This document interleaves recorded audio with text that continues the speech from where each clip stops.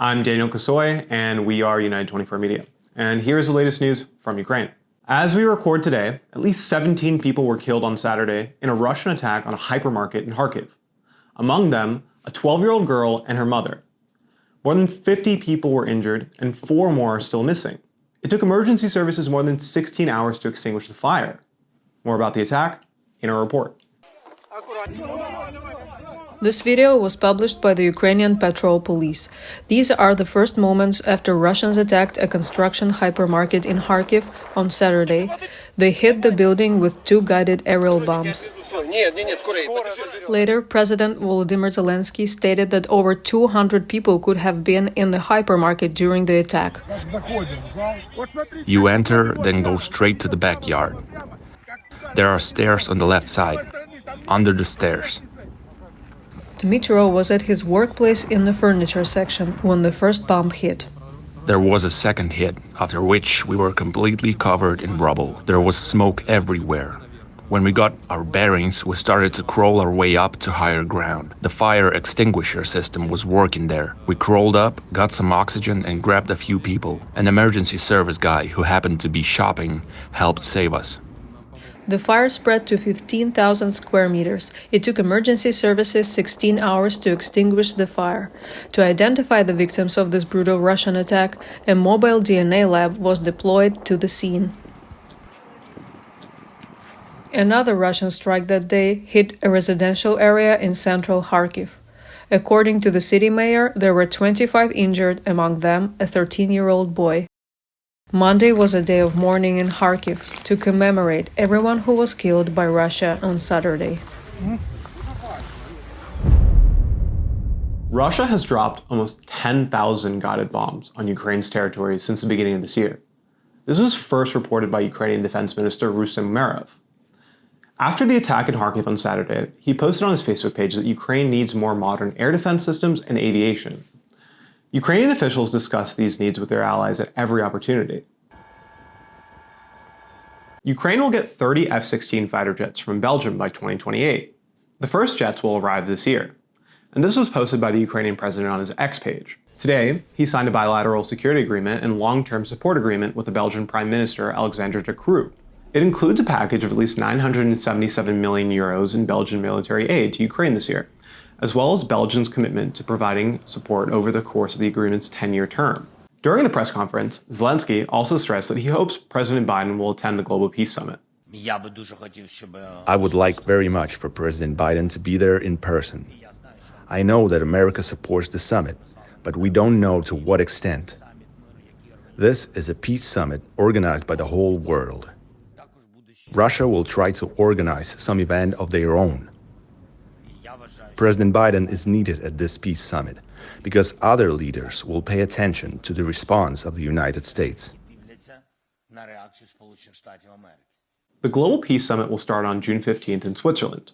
90 countries have already confirmed attendance. In an earlier statement given in the Kharkiv printing house destroyed by Russian attacks the previous Thursday, Volodymyr Zelenskyy called on the leaders of the United States and China to take part in the summit.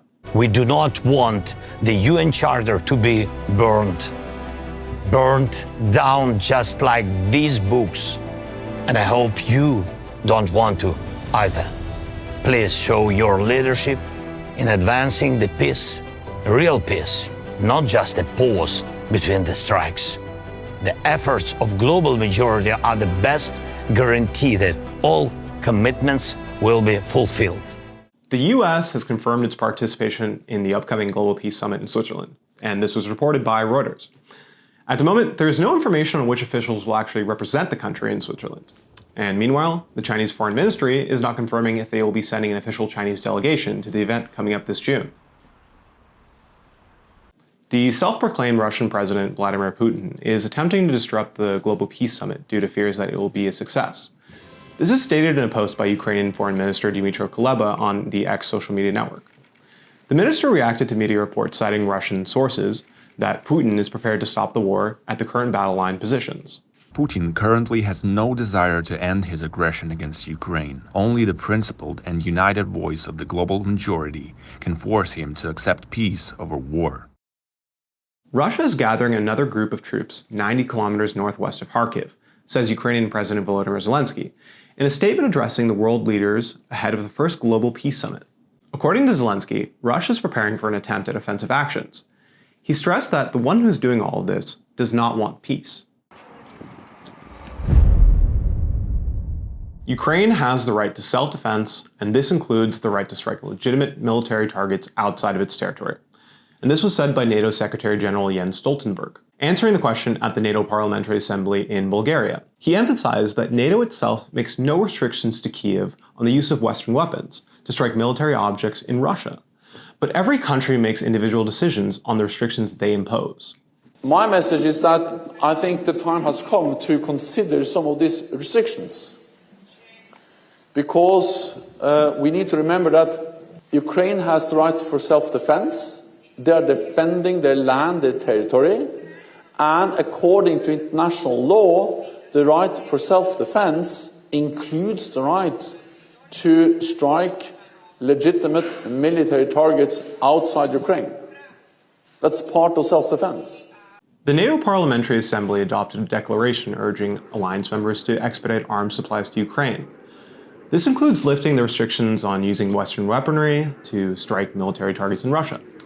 The declaration was approved by a majority of over 200 legislators from all 32 alliance countries. The French are going to send military instructors to Ukraine.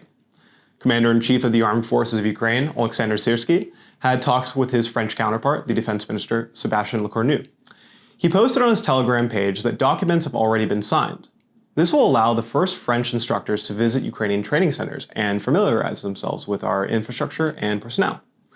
Syrskyi added that he welcomes the initiative from France to send instructors to train Ukrainian servicemen. President of Ukraine Volodymyr Zelenskyy and the Prime Minister of Spain, Pedro Sanchez, have signed a security agreement. Spain now becomes the 10th country to have this type of deal with Ukraine. According to President Zelenskyy, Spain will provide a military assistance package of 1 billion euros, and by 2027, a further 5 billion euros through the European Peace Fund. We are sending Patriot missiles, and we are already preparing another delivery of Leopard tanks. Most importantly, we are also sending the ammunition needed by the armed forces of Ukraine. We will continue to work with the President and his team to find out how else we can support and guarantee the air defense of Ukraine. Volodymyr Zelenskyy states that this month, Russia attacked Ukraine with almost 3,200 guided aerial bombs.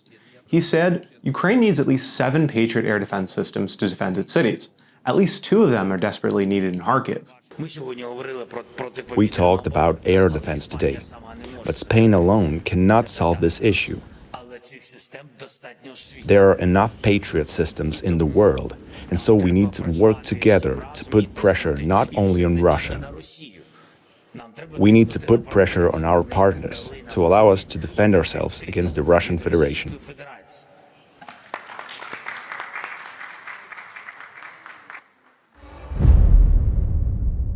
The Russian army is losing up to 24,000 soldiers, dead or seriously injured, per month in Ukraine, said Chancellor of Germany Olaf Scholz. During the public discussion, he accused Russia's self-proclaimed President Vladimir Putin of being willing to sacrifice a significant number of Russian soldiers in the war with Ukraine. There is a number that says there are 24,000 dead or seriously injured Russian soldiers per month, all for the imperialist megalomania of the Russian president. The New York Times has reported that officials suspect Russia of low-level sabotage operations across Europe. These operations, primarily arson or attempted arson, have struck various targets. These include a warehouse in England, a paint factory in Poland, homes in Latvia, and an IKEA store in Lithuania.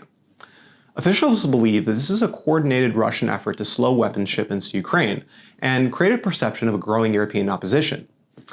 In this way, Russia might be trying to compel European countries to tighten their security across the entire supply chain. This, in turn, could lead to an increased cost and slowdown in deliveries.